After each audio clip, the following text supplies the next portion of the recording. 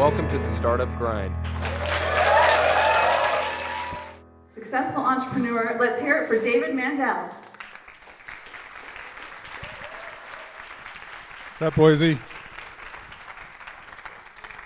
So I want to start off tonight, and we want to hear a little bit about your background and what leads you to where you're at now as the CEO of Pivot Desk. Sure. Where do you want me to start? Where did the adrenaline junkie start? That was my whole life. It's like I was never a traditional sports guy. I grew up racing cars and motorcycles, and now I box because it's safer. I don't know if boxing is safer. Yeah, it's certainly less expensive. So as you mentioned, born and raised New York. Grew up, spent the early part of my career in marketing communications side, a couple of agencies. Started an agency with a friend of mine. We sold that to a bigger agency in New York. Had a couple of really interesting clients along the way. You mentioned Deloitte and Touche was actually a big client of mine, and then they hired me in-house to launch their consulting brand. Also did a bunch of work for BMW North America. Along the way, I was lucky enough to have the project of launching their Z3 Roadster for them in conjunction with James Bond and the GoldenEye movie. So got to spend the day with Pierce Brosnan and Famke Janssen and Isabella Scorupco and all the Bond women in New York. So that was a lot of fun. And actually spoke to Q. For those of you who remember the original Q, I spent a whole day with Q, which was a whole lot of fun. And so that was kind of the corporate side of my background. It ended up at Deloitte and spent 5 years there in what I lovingly refer to as the 5-year death march, launching their consulting brand, flying around the world, trying to convince all these incredibly wealthy people that ran their own businesses all around the world that all of a sudden they had to listen to the ugly Americans and do what we said, which was always really fun. So kind of around 99, 2000, the startup world in New York was still going crazy. The bubble hadn't burst yet. Everything was like batshit out there. And a friend of mine was starting a company, and the CEO at Deloitte who had hired me was retiring. And for those of you that ever worked for a professional services firm, you know that if you're not a partner, you're overhead. And I had no desire to work for the guy that was taking his place. And so I jumped ship and went to the startup world. And I was not a founder, but I was the third or fourth employee in the business. It's a company called Funky Talk. And it was started by a guy named Kimball Musk, who has a famous brother. And so it was kind of like a combination of Facebook and YouTube with a big interactive engine wrapped around it, and great idea. Except back then no one really had broadband or access to mobile video or anything like that. So we lived for about 9 months before we crashed and burned in glorious fashion. So hence the not always successful entrepreneur part. But I had such a great time doing the startup thing, and I realized that for my whole life I'd kind of been doing startups just for other people, and I was tired of doing it for other people. I wanted to just do it for myself. So I stayed in New York and started consulting to a bunch of other startups, and eventually started another company with a friend of mine, different guy. It was originally called Medium, not the blog platform you guys are familiar with. This was way before that. And it was kind of a social browsing app, which is a simple way of putting it, but what we did was we popped a window next to your browser, and we actually showed you in real time who was online browsing around you. I mean in real time. Right, so you could see all the other people, not their faces, but you could see with icons who was looking at relevant content to you. You could follow them around the web. You could see where your friends were. You could actually talk contextually. Amazing concept. Like it was just my friend that did the technology was a brilliant guy. And we spun up some funding, got some funding from Spark Capital out of Boston. And we were looking to fill out the round. We had a little room left in the round. And Kimball, who I'd worked with in New York, had since gone to cooking school, moved out to Boulder, and opened a restaurant called The Kitchen. And so I called Kimball. I said, "Listen, you've been in startup world longer than I have. You happen to know a few VCs. Who do you think we should talk to?" And he said, "I've kind of been out of the startup space for a while, but there's some pretty cool people out here in Boulder that are figuring out what to do. You should come out and talk to them." So this was in 2005. And so flew out to Boulder, met with Brad Feld, who was actually between funds. So he was in the process of shutting down Mobius, which was his previous VC firm, hadn't started Foundry yet. But with Brad, 20 minutes in, he said, "This is awesome, I'm in," and he invested personally. And then a group out of Denver also put some money in, and my partner and I, who were trying to do this business, were both married with kids, living in New York. And we're like, we don't really need to be in New York to do this. And so we picked up the business in our lives and moved out to Boulder, which is how we got out to Boulder. And that company is kind of a interesting story. It pivoted pretty massively twice. We raised a whole lot of money, like stupid amounts of money. I think the total amount raised before the sale was somewhere around 40 million. And like, we were mapping the internet in real time, which is really what we're doing. And this was before cloud services, who were buying servers like crazy, and we had like 50 developers. And eventually that company morphed into a real-time ad platform, which we sold to Walmart Labs in 2011. A lot of really interesting, to put it nicely, interesting things happened along the course of that business, from board dynamics to egos to CEO tantrums to a whole lot of other things. So a very interesting experience, but sold, exit, check mark, next. And over the course of time while I was doing Medium, I mentioned Brad was one of our investors, and I had met David Cohen as well. He was just tech blogging at the time in Boulder, kind of trying to figure out what to do. And he and Brad started this thing called Techstars, and they told me about it, and I was like, that sounds awesome, plug me in, whatever I can do to help. So I've been mentoring for Techstars since it started. And so when I left Medium, David actually asked me, I was trying to figure out what to do next, and there was a company that had graduated from the Techstars Boulder class that I had actually mentored, that had raised a bunch of money coming out of the program.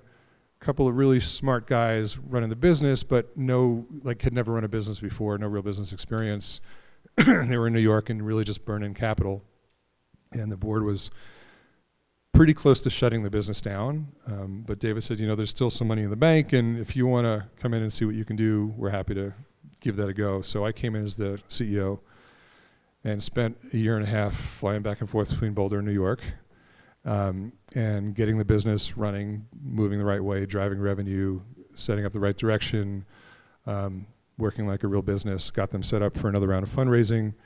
The business eventually moved to India, which is another whole lesson in startups. You go where it's working. And we were doing a whole bunch of test marketing, and the concept just wasn't working in the US, but India it actually happened to be working. So founders ended up moving out to India. And I had no desire to move to India. Came back to Boulder and was just, once again in my life, trying to figure out what to do next. There's a recurring theme here. As I mentioned, my background was marketing, communications, positioning stuff, and there was a good friend of mine was running a business called Still Secure, enterprise network security company, software sales.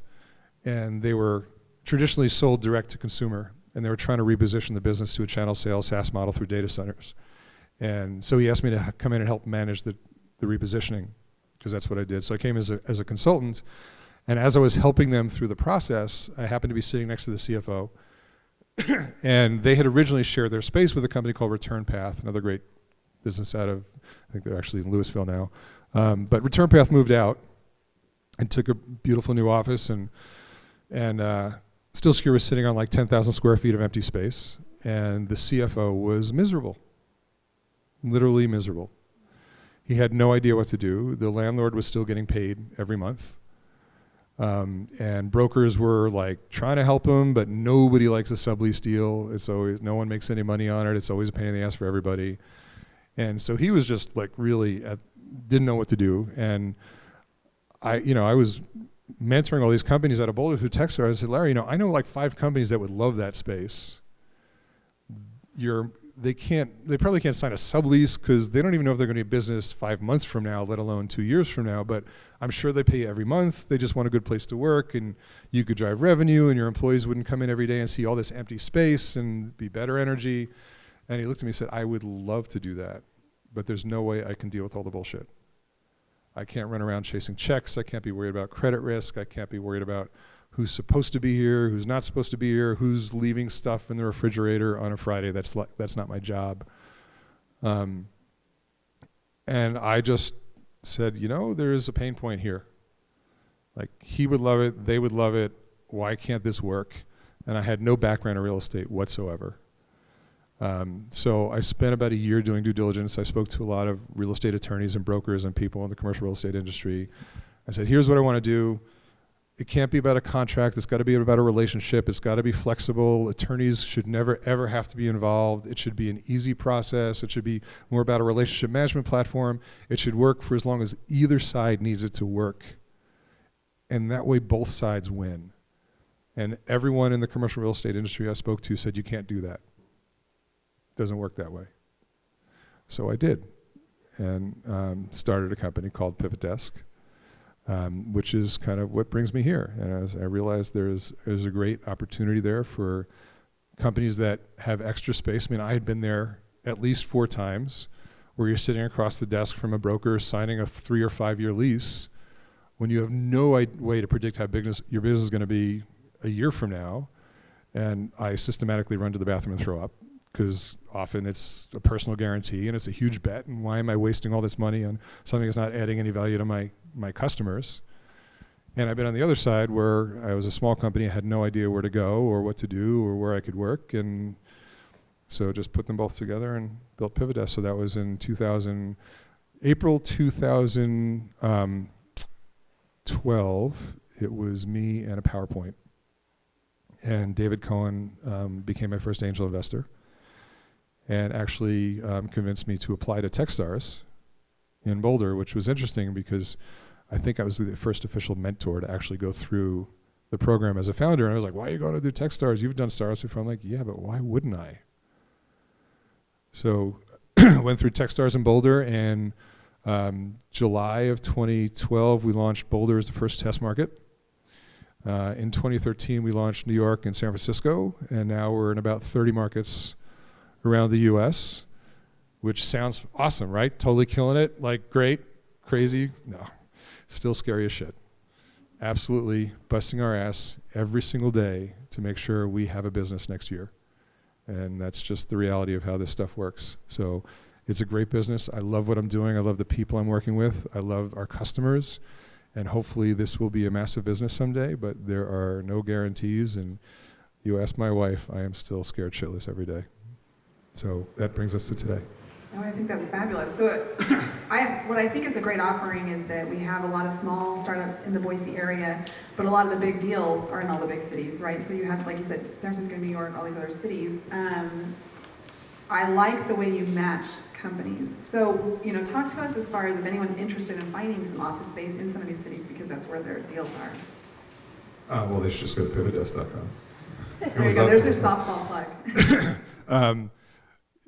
So I'll talk to kind of the pain of like being in a small town and trying to grow your business, because I mean we made a decision to go to Boulder, and that was a lifestyle decision, and that was a decision, honestly, that was early in Boulder's life cycle, so it was nothing close to what it is today, and we knew we'd have to travel, right? We thought that was a better place for the business. Like, lifestyle was great, we loved the environment, the people were amazing, but there was not a big central there's no real good capital flow there. I mean, Foundry hadn't even started their firm yet. Once they did, they were kind of the only VC in town. So we knew we'd have to travel, and that was just kind of a given. And I think, kind of similar to Boise, like, this is an amazing place to be, and you should always be where you want to be, but you got to be ready to go where the capital is. And you're going to have to get on the plane, you're going to have to make those trips. And this is not just about flying out and meet people. This is about doing the work. It's about understanding who are the right VCs for my business. What other companies have they invested in that's relative to my business? What themes do they invest in? What stage, right? What are they blogging about? What are they talking about? How do I connect with them ahead of time so I'm not just some random Boise company that's showing up on their door where they say, why the fuck would I go to Boise? Right? I can get 12 companies to fund within 6 blocks of my office. Like, why would I go to Boise? You've got to give them a reason. And the reason isn't Boise. Your reason is Boise. Their reason has to be because you're fucking awesome and you're going to build the best business ever, and they better get on board or they're going to miss a massive opportunity. And if you can't communicate that, they have no reason to invest in the business. But that's your job as a founder CEO anyway. You need to be able to communicate that all the time, every time. So there's definitely a challenge. I mean, it's not easy anywhere. It's definitely easier in certain markets. like the Valley of New York. But I got to tell you, being in the middle of that stuff, you hear a lot of bad stories and a lot of really bad things, and some of the themes in the press or the parties that you go to or the people that you hear, 90% of it's bullshit, and you get the wrong message, and you can get just as trouble hearing too much and being too ingrained in that community as you can just by not having access to them. So I don't know, that was a very long-winded answer to I'm going to actually your have question. like 10 questions now from that whole. But let's go back to when you talk about fundraising, and you rock the pitch. You have the art of the pitch that you talk to people about. Will you share that with us? Share the art of the pitch. There's an art.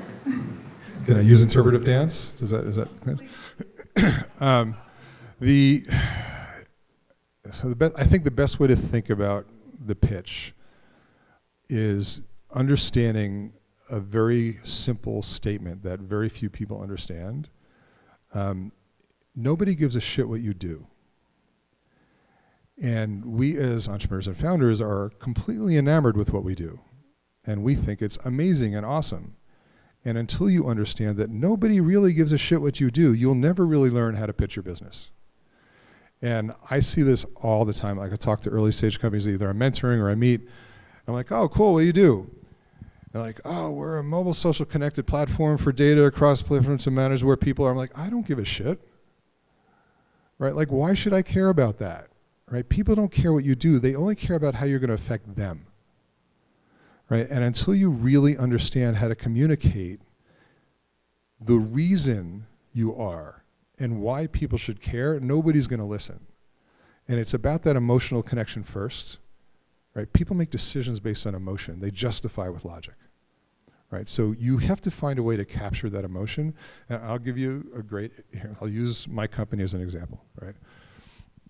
So Pivot Desk is a technology platform that allows monthly real estate transactions and communication across small businesses to manage an ongoing relationship. That's what we do. That is Pivot Desk. Is that exciting to you at all? Could you care less about that at all, right? No.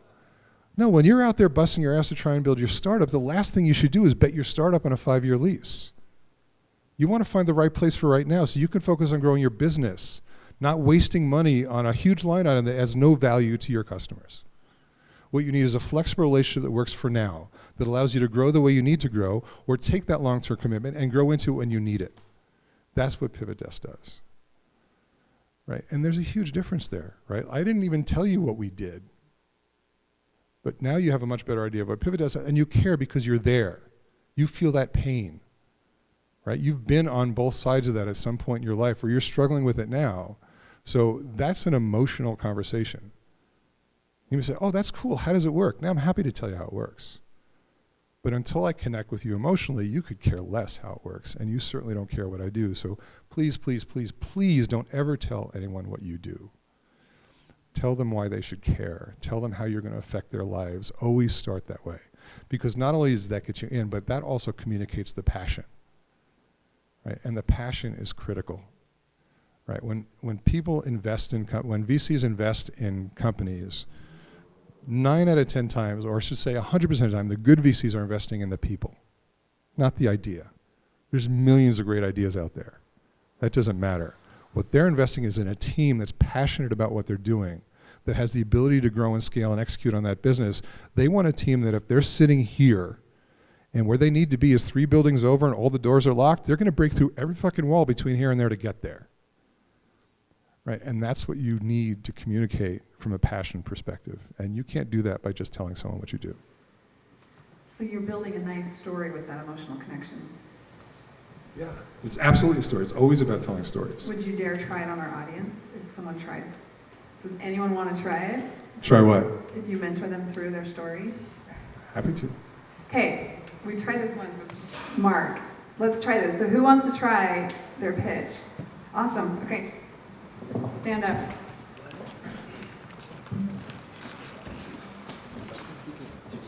What's your name? Ron Miller. Go for it.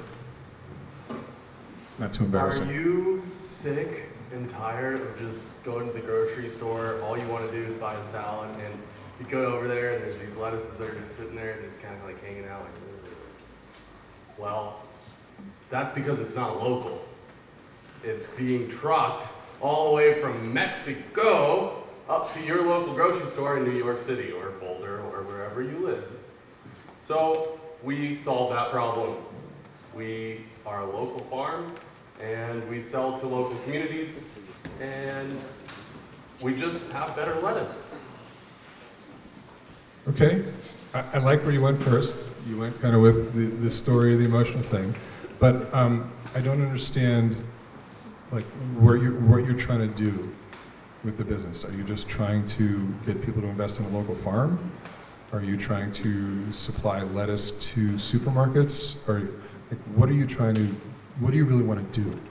Yeah, we want to provide the lettuce to the customers here in Locally? yeah, the consumers, straight to. Okay, and why is it better for them?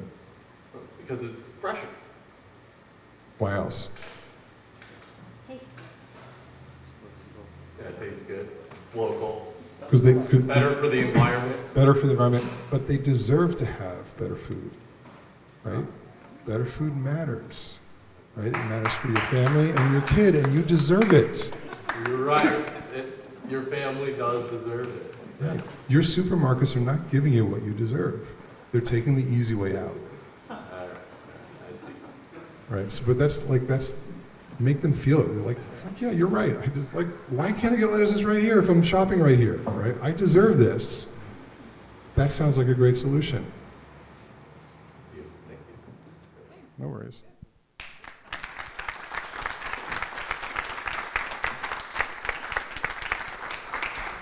So what advice do you have for building relationships with the people you're pitching to or your investors?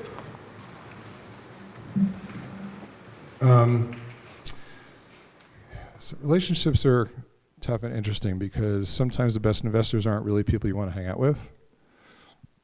But what's important is, again, connecting emotionally with them. Like, you have to get them emotionally involved in the business, right? So when David Cohen became my first angel investor, he invested for two reasons. One, because he and I had had experience before. He had seen me manage a business. He had trust in me, but also because he saw how my company could help all of his companies.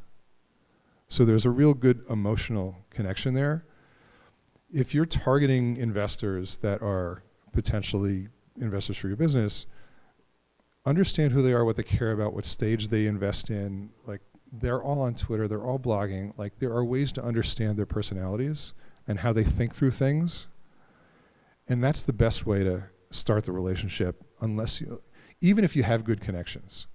Like, you always want to go through a good connection to a VC if you can. That's the best way to get an intro.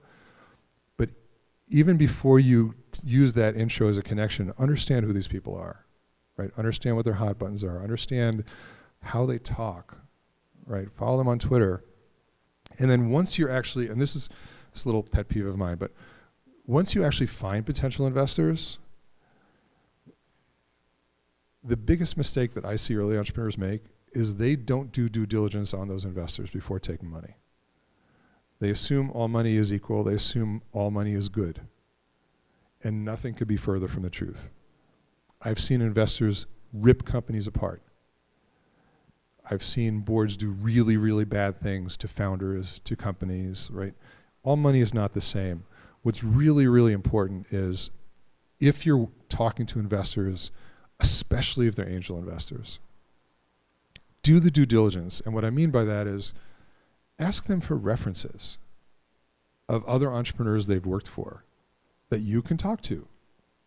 Ask them for names of people whose companies haven't succeeded that they've invested in, because that's the real trick, right? Like, if the company's going well,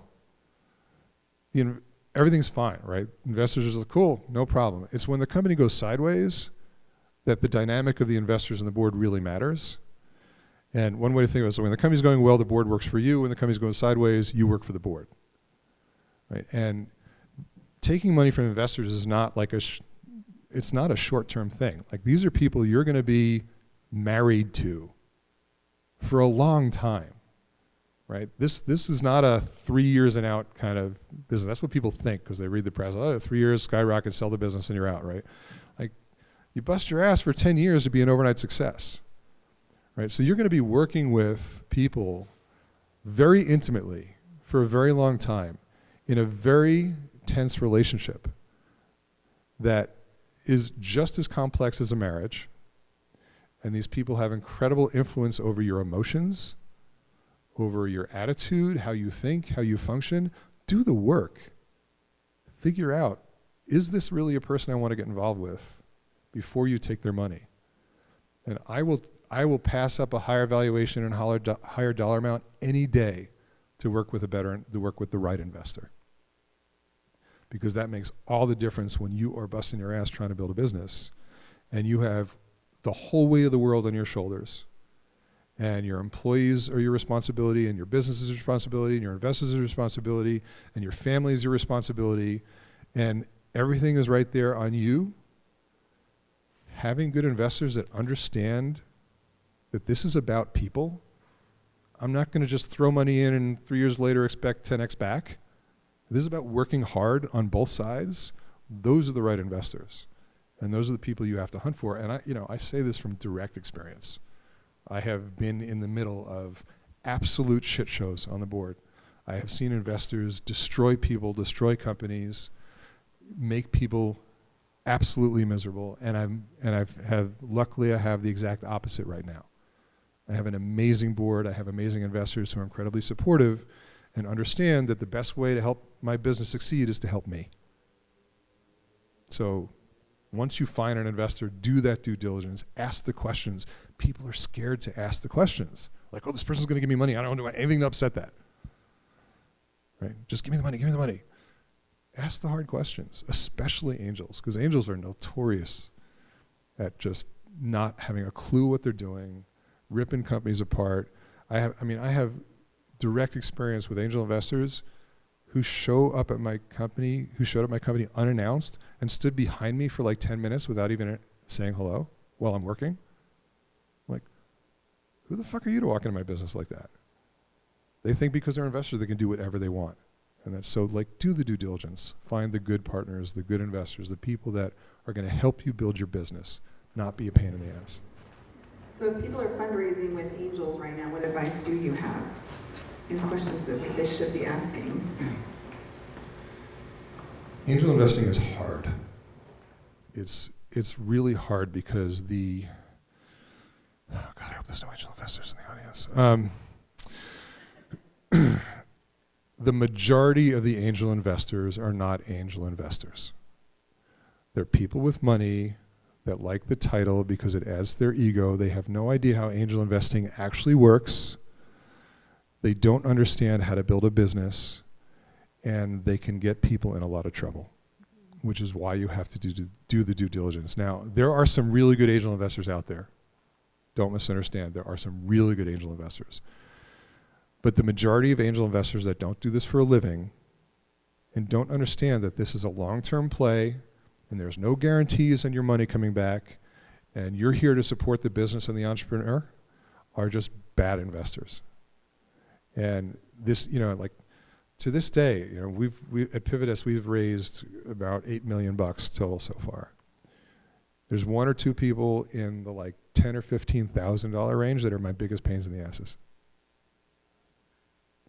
because they just don't understand how this works, and they want the title of being an angel investor, and they think it's cool, but they don't know how to work with startups and entrepreneurs. So you have to do the due diligence. You have to talk to people that have worked with them before. You have to understand, why are they investing? Do they truly believe in you and what you're trying to do? Are they fans? Right? Are they willing to get behind you, not in front of you? And those are the investors you want, not people that are just shelling out checks because that's what they want to do. That was excellent. Thank you. So advice you have, given all your board experiences, good and bad. A lot of these are early stage people here. So as they're forming advisory boards and boards of directors, as they're looking into that, what advice do you have going in? So let's see. Again, I'm happy to give you my opinions. They're My opinions are my opinions only. They're worth what you just paid for them. I am not a big fan of boards of advisors. I think way too many early stage companies form boards of advisors, and then they make it formal, and they give people equity, and those people think they're actually in charge of the business. And they screw up the entrepreneur, they screw up the business. The entrepreneur feels beholden to them, when as an advisor, they should be beholden to the entrepreneur. So I'm personally not a big fan of boards of advisors. Boards of directors are necessary at a certain point in time. If you're a C Corp and you take venture capital as part of your formation docs, you need a board of advisors. If you have good investors, that should be a good board. If you have bad investors, it's not going to be a good board. But working with a board is interesting. I think too many people try and take it like literally, like I need an odd number of people, it's got to be this number of people, it's got to be structured this way. And those are good kind of guidelines, but really what you should do is right for you. And working with a board is really interesting too, because it's as the CEO, and I'm just talking from a CEO perspective right now, you're in charge of the board. Like, you are the director of the board and the chairman of the board, and it's your job to run and manage the board meetings. And I see way too many early stage entrepreneurs that think that the board is in charge of them. And that's absolutely the wrong thought process. Now, don't get me wrong, a board can fire you as a CEO. In essence, they are your boss. But it's your job to run the board.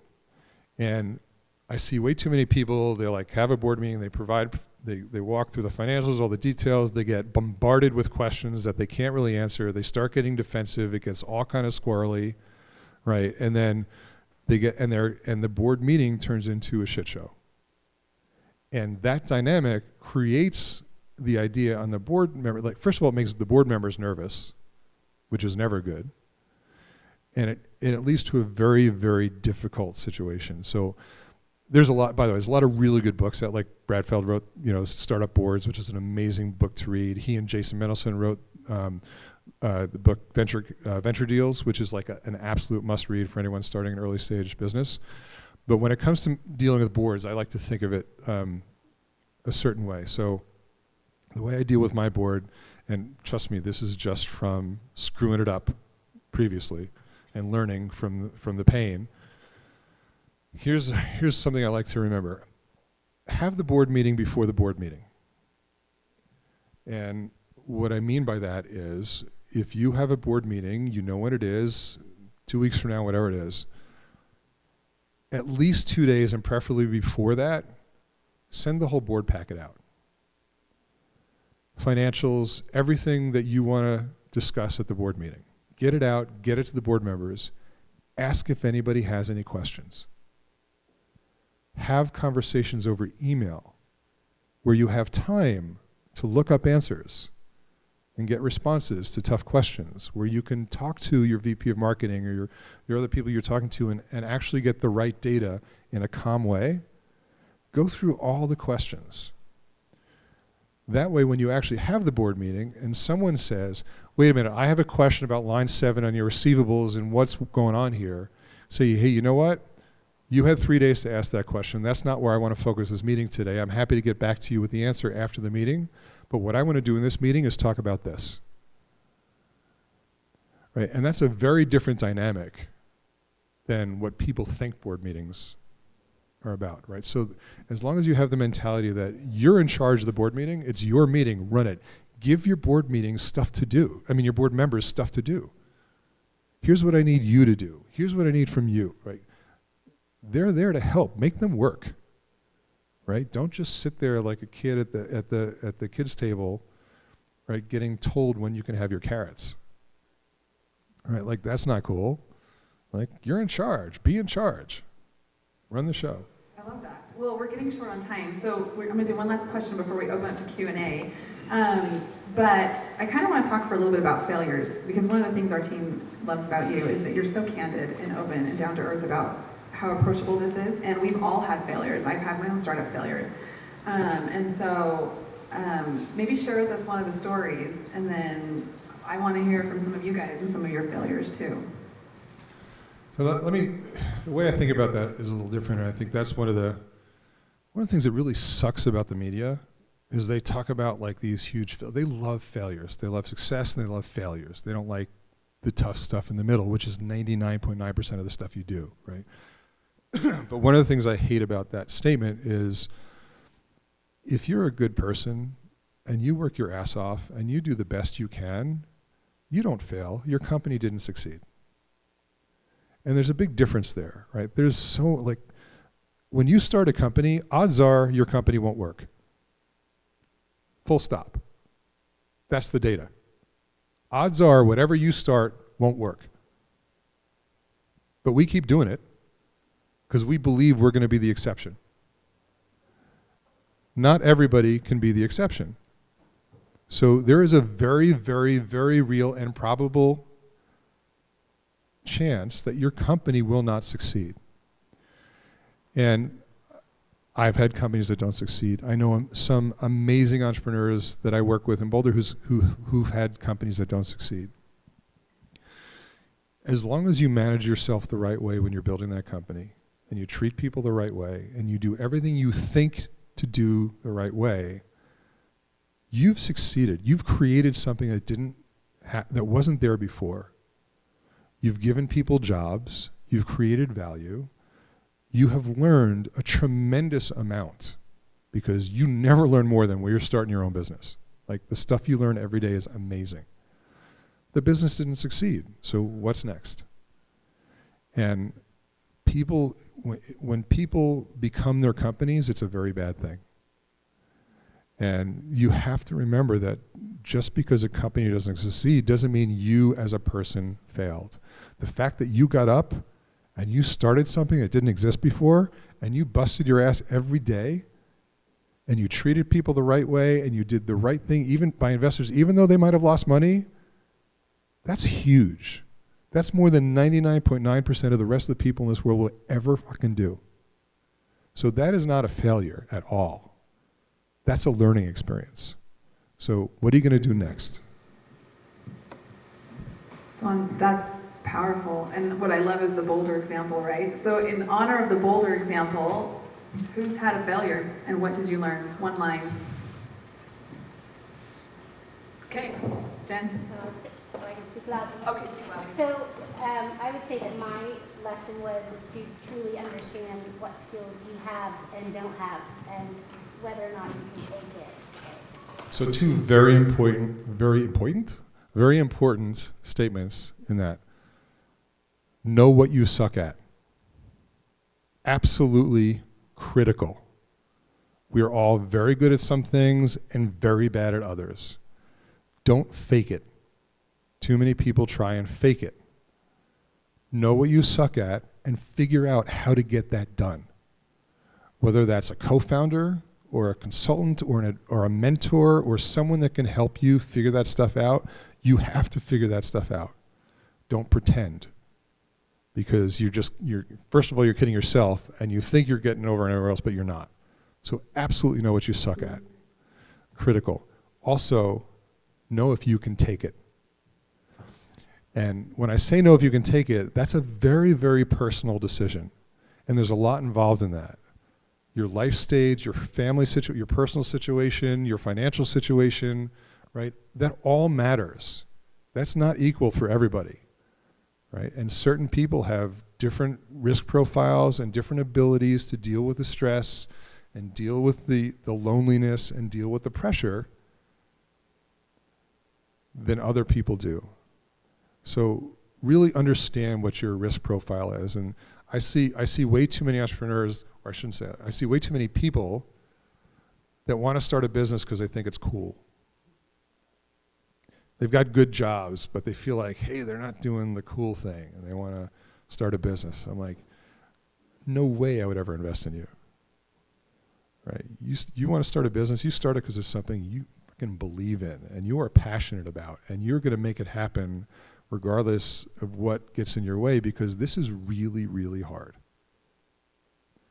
So this is not about being cool, right? This is about trying to break through every wall you can possibly break through to get to the other place. So 2 really good points in that statement. Who else?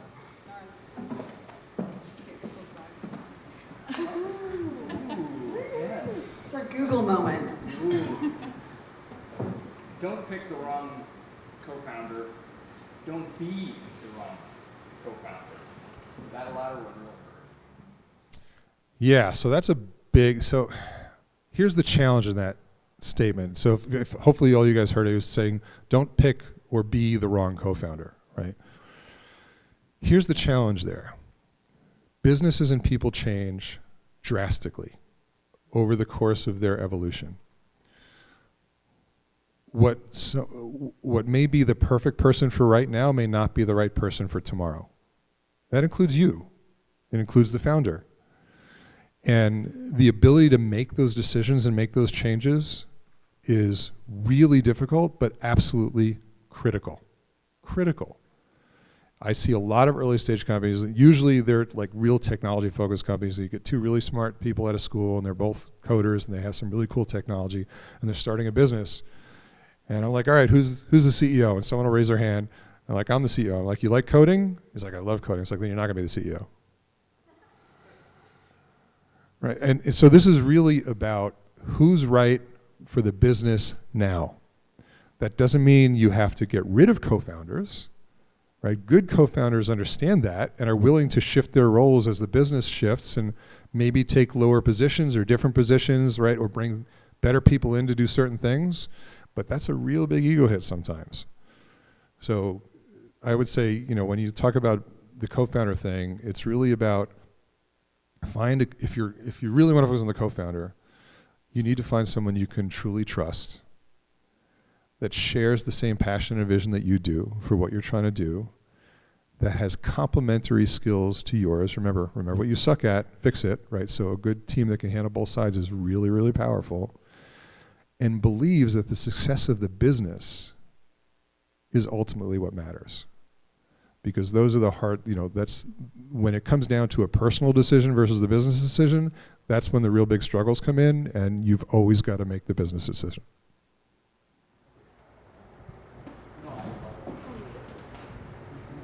Okay, yeah, one last one. Yeah, so pretty much what I got out of it was you fail when you quit. So the moment you quit is when you fail, but at the same time when there's no when to quit. The stupid stuff. And go to the next. And the next one, I had a question for you.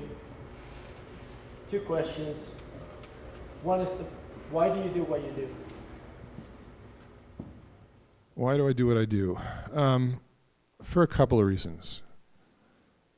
I start businesses because I like living in Boulder and no one in Boulder will pay me what I need to live if I got a job. It's that simple. I do this business every day because I truly believe that not only can this be a massive, massive business, but I can help thousands and thousands of people and companies if I do this business right. I truly love the people that I work with. I have an amazing team of people. I get up every day excited about what the new challenge is going to be. And that's what drives me. I don't want to work for somebody else. So that's why I do what I do. And if Pivot Desk doesn't succeed, probably start something else. Okay. Why did you sell the company in 2011? We sold the company in 2011 because the company was basically a shit show and we needed an out. It's that simple. We had technology that was worth something. We were burning a shitload of cash. We had raised a lot of money. The culture at that point had deteriorated to the point where it was like frickin' preschool. And everyone involved needed an out.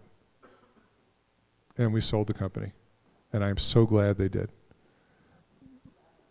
Yes? I know I'm not going to add to this. I think you already mentioned this previous act, but why do you like startup? At the beginning, what made you want to be part of startup companies? Yeah, so it was my first experience in this startup, the first company I went to, that made me realize that my decisions really mattered. And I liked having control, to whatever degree you can call it control, over the direction of the business and the outcome.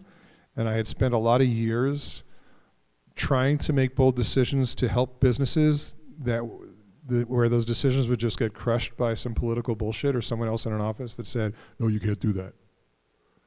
Right? And that was enough. It was the first time I realized that my efforts, my insight, my belief had direct impact on adding value, not just for business, but for customers and employees and the whole ecosystem involved there. And the ability to move quickly is huge. Huge. And so that's why I do it. And the other reason that I keep doing it is the people I meet in the startup community and the different companies that I work with are amazing freaking people. Amazing people. They're not people that watch the clock. They're not people that show up for a job because they have to. They're people that truly care about a lot of things, and they're incredibly smart, and I learn from them every day. And I'm really used to being the stupidest person in the room. And I mean that. We have a lot of our customers are incredible businesses. And I'll talk to them oh, we've got this 3D technology that's mapping the world in virtual technology. And I was like, oh, I can find you an office. And I often feel like the stupidest person in the room, and that's awesome for me. You just meet so many incredible people. I would love to come to Boise. The challenge we have right now is we are just shifting into fundraising mode. We are strictly watching our burn rate and our resources to manage the business appropriately. We are laser focused on 2 markets right now, because what we need to prove is metrics, so we can then show an investor that just add water, we can improve those metrics in other markets. So as much as I would like to really come to Boise, the reality is you can use us in Boise. If you have space, go ahead, post it, it's free, and people might find it, but I have no resources to dedicate to any other markets right now. Okay, but I love that. Hold on. So for you as entrepreneurs, watch your burn rates. Really watch your burn rates. Let's go through this list again, because that was really, really good. Use your metrics. What else did you say? You said some good stuff, and I already forgot. Oh, well, we're trying to prove repeatable metrics Yes. that we can then use to raise money to show that if you add money to this formula, we can extend it to other markets. Nail it and scale it. Let's nail Pretty it much. before you start scaling it. Have control over what you're doing. That was excellent. I thought that was a loaded answer. Yeah, go ahead. You mentioned that you're scared shitless every day. I'm curious, some are pretty obvious fears, but what are your top 3? How do you mitigate that? What do you do? Running out of money is the biggest one. Competition is scary. Mark's scary. Did you have a question? Or do you want me to finish? Okay, well, let me finish this question. I'll get you. So yeah, running out of money is definitely the biggest one. Competition is also a big one. The funding environment right now is very scary. Those are some big ones. Managing my team and making sure they're happy and not losing people is scary. Not knowing whether or not I'm going to have a paycheck a year from now is scary. You want me to keep going? We can relate. Mark had a question. Mark, for those of you guys that haven't met Mark Solon, he's our previous 2 guest speakers, managing partner of Techstars. 10 years ago, we met Brad, and there was no foundry group in Boulder, and there was no Techstars in Boulder. It was a sleepy little college town, much like Boise, and we had Denver next door. Not on anybody's radar screen was the startup community. Today, arguably, the 4th or 5th most important startup community in the world. How did that happen in 10 years? You watched the whole thing. I did watch the whole thing. It was pretty incredible, and I think I just shared with you earlier, and you know this, we actually hosted the first startup weekend ever in our office in Boulder, and it was 15 people. And now it's 300 people twice a month. I'm sorry, that was a New Tech meetup, but we did this startup weekend also. what happened, a couple of things happened in Boulder that, from my perspective, I think Brad is a very big part of it. Brad was the first real capital in the market and then he brought in Jason and Ryan and Seth, and when Foundry started, and the credibility and the belief and philosophy that they had a lot of weight in shaping the market. There were a lot of entrepreneurs in Boulder, but they were kind of hidden, and making the effort to get them together on a regular basis was massive. And so that had a lot to do with it. Techstars played a massive part in the growth of the market, just the draw that it had on entrepreneurs from other parts of the country coming into Boulder. But the general theme is the connectedness of the entrepreneurs. And nobody running, like no one was in charge, right? It was very much about the entrepreneurs, and they got together and they decided how to help each other. It wasn't like there were some corporate or government people trying to run the show, right? In fact, we often told them to get the hell out of our way. So that entrepreneurial community supporting each other was really important. And then what started to happen is, as companies started and then failed, the people in those companies started new companies. And not just the founders, but a lot of the employees from those companies. And they always had support. And so one of the things we didn't talk about was the whole concept of mentorship. And the mentorship is critical. Like if someone asked me what's the single most important piece of advice I would give a new entrepreneur, I would say find good mentors. Absolutely, 100%, the most important thing you can possibly do. And so what happened in Boulder is you had this incredible community of entrepreneurs, each willing to help and mentor the others. And it wasn't a judgment around whose company was bigger, right? No one was whipping them out. It was all like, how you doing? You doing okay? What can I do to help? Like, and that was the conversation every time people met. It's, are you doing okay? What can I do to help? And that's really what got it going. And then, Techstars has added a lot to that community over time, and there's been more capital that's come into the market. But I think it's from a factual perspective, Boulder has the highest per capita entrepreneurs in the country. So it's entrepreneurial density. It's the people struggling to build these businesses getting together, talking about what they're struggling with, no one trying to be better than anybody else. It's really just about everyone trying to help everyone else. And I think that formed the basis. And because it's a small community, bad players didn't succeed, right? You're a dick, go home. Don't bug me. Word travels very fast in this market, right? And so that helped a lot also. So that's really what I saw. And it was, I read a lot of articles now about how governments are going to governments talk about how they're going to make their community the next Silicon Valley or the next this, and it doesn't work that way. Government should be a fast follower or a slow follower. They should really get out of the way. They should enable the entrepreneurs. They shouldn't try and make it happen because they're government. Like they don't have a clue how to manage and run a fast-moving business, right? That's totally the wrong formula. So it's really about the entrepreneurial density and the support. Now, there's entrepreneurial density in Silicon Valley, obviously also in New York, but also a very different attitude, right? And it's not as much give first out there. So, and thank you for having me. Thank you for listening. And remember, you guys run the show. So go make it a good show.